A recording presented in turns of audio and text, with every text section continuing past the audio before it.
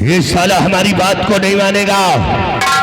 उठाओ लठ, इसके 50 लठ मारो और मारकर हमारी हवेली से धक्के मारकर इसे बाहर निकाल दो। ऐसा मत करिए जमींदार साहब, एक मौजूद इंसान को क्यों मार रहे हो इस तरह? सुन लो, समझ लो, सोच लो। अगर हमारे जमींदार साहब का कहना नहीं मानोगे तो देख रहे हो लठ नहीं देंगे, नहीं देंगे। भरू ही लठ है। अब अपनी खेती नहीं बेचेंगे?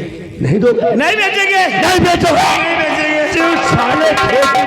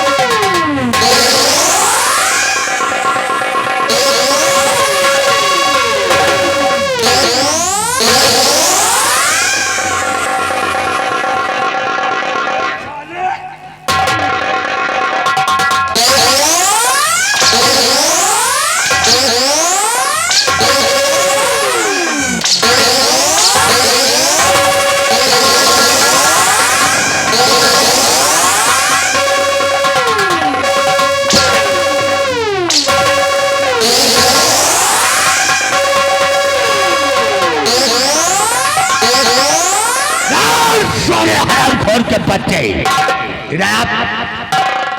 कर सोने अंधे हो करके हंटर चलाते हो। समझाया परसों को? समझावा, कहता मैं जमीन नहीं दूंगा। ये नहीं जमीन देगा तो साले को इतना मारो कि इसकी चमड़ी निकल जाए और इसको हमारी हवेली से बाहर फेंक दो। अगर जमीन नहीं दोगे, जो खिलाफ आवाज उठाएगा यही हाल उसका भी होगा, समझ लेना। बहुत उल्टी खोपड़ी है तेरी।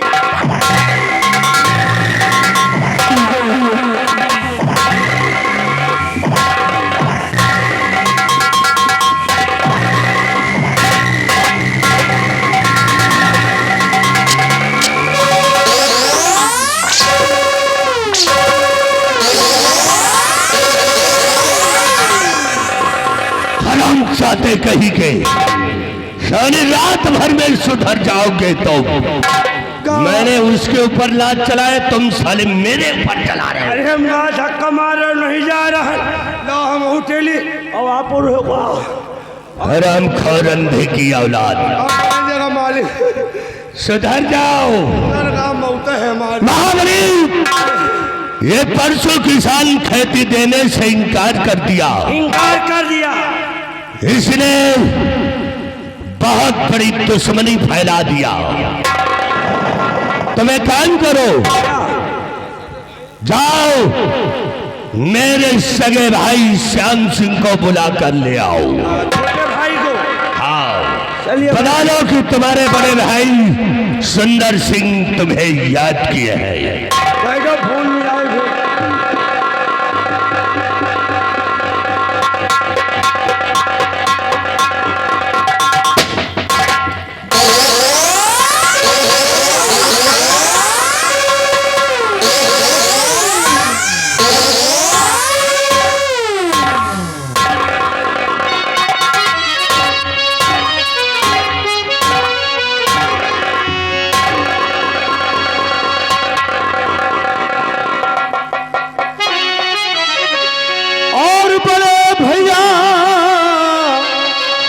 चरण में झुका है मेरा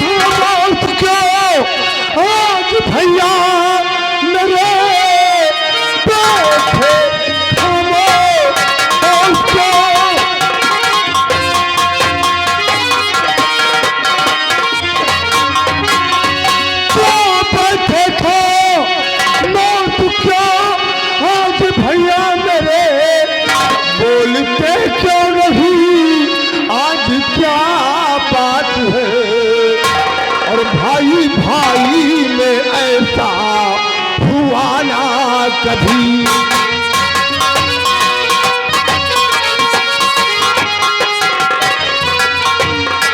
भाई भाई में ऐसा हुआ ना कभी। बिगड़े बिगड़े सच्चो आज हालात है भाई भाई।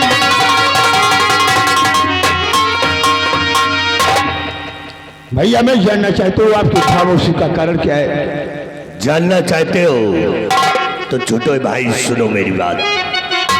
बोलिए भैया। भाव है पड़ गए उस पर सुहाई के भाव है पढ़े गए।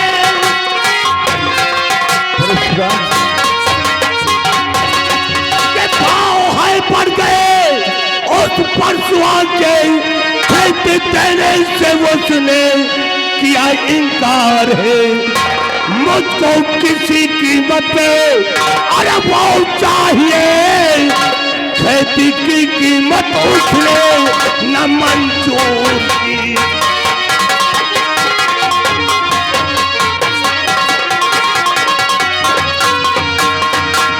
मेरे छोटे भाई आज हम तुम्हें इसलिए बुलाया हो कि अपने ही हवेली के सामने ये जो खेती दिख रही है ये खेती उस परसुआ किसान की है और हम चाहते हैं कि ये परसुआ किसान की खेती अपने नाम हो जाए।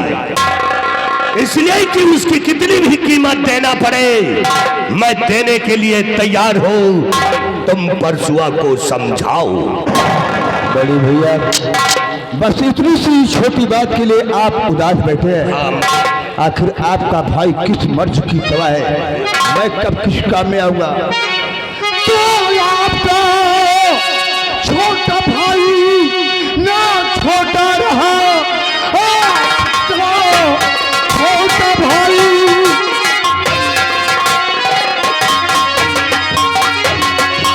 तो आपका छोटा भाई ना छोटा रहा। परसुआ की बहन है दीवानी मेरी और उसके जरिए से ये काम पूरा करो।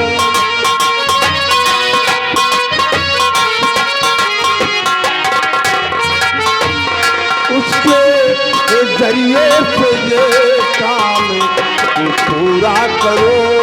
हो अधूरी कहानी तुम्हारी सुनो उसके जरिए से।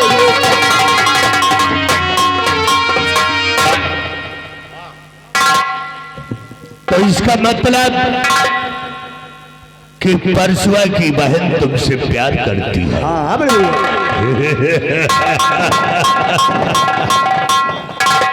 बात खाओ। तुम परसुआ की बहन के तुम्हारा दोनों का रिलेशन है।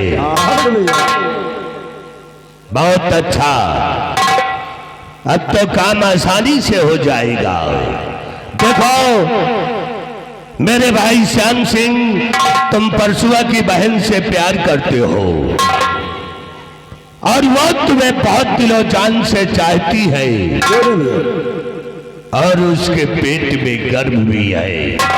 भैया ये बात आपको कैसे मालूम हो गई कि उसके पेट में गर्भ है? वाह। तुम एक काम करो किसी बहाने से तुम परसुआ से अपनी खेती अपने नाम लिखा लो। उसकी बहन को समझाओ और किसी तरह से उसकी बहन तुम्हारे समझ जाए तो तुम उसकी जमीन वसीयतनामा पे लिखवा लो। बड़े भैया आप इसके लिए बेफिक्र रहिए। वो काम मुझ पे छोड़ दीजिए। वो काम मैं पूरा करके दिखा दूंगा। परसुआ की बहन मेरे प्यार में पागल हो गई है। वो मेरे प्यार में दीवानी है। मैं उसकी जरिए से परसुआ की जमीन आपके नाम करवा दूंगा। अरे वाह ये तो बहुत अच्छा काम है। लेकिन मेरे भाई ये बताओ कि तुम परसुआ की बहन से प्यार करते हो कि मुझसे प्यार करते हो? बड़े भैया आपसे भी प्यार करता हूँ और उससे भी प्यार करता हूँ। अगर मान लिया वो जमीन तुम्हारे नाम नहीं लिखेगी तो क्या करोगे? बड़े भैया मैं उसको ठोकर मार सकता हूँ लेकिन अपने बड़े भाई को कभी उदास नहीं देख सकता। बहुत अच्छा। अगर तुम अपने भाई को चाहते हो तो तुम जाओ किसी बहाने से उसकी जमीन अपने नाम लिखाओ। ठीक है बड़े भैया वो काम मुझको छोड़ दीजिए। ठीक है हम चल रहे हैं। चिंता मत करिए बड़े भैया 2 दिन का समय मुझे दीजिए। 2 दिन के अंदर परसुआ की जमीन मैंने आपके नाम करवा दिया तो अपने हाथ में अच्छा नहीं हुआ। जाओ तुम्हें 1 हफ्ते का टाइम देता हूं मैं। ठीक है बड़े भैया मुझे आपका आशीर्वाद चाहिए। जाओ।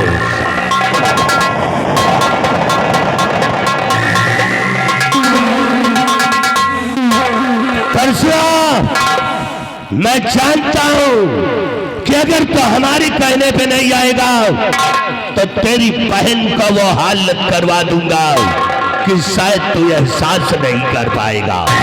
तेरी बहन को दरबदर की ठोकरें अपने भाई से खिलवाऊंगा तब तेरा दिमाग ठिकाने लग जाएगा तो एक दिन वो जमीन हमारे नाम अवश्य लिखेगा।